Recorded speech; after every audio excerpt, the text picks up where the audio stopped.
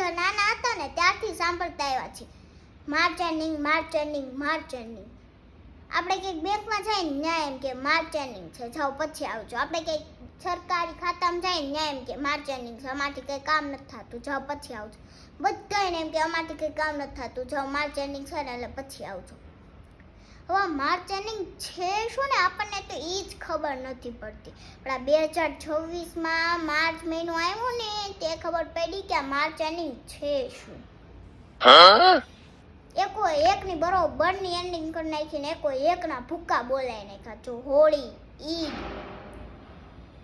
ગેસની તંગી, પેટ્રોલની તંગી, ધુરંધર 2, વર્લ્ડ કપ, નવરાત્રી, બધું લેવાઈ ગયું. તો હજી માર્ચનું એન્ડિંગ નથી આવ્યું. હવે ખાલી છે ને 3 તહેવાર રહ્યા છે.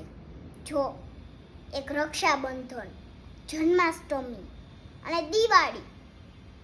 આ 3 તહેવાર છે ને માર્ચમાં લેવાઈ જાય ને તો માર્ચનું એન્ડિંગ આવી જાય અને હારા 2026નું એન્ડિંગ આવી જાય. તો આપણે બધા જોઈન પડવી સીધા 2027માં.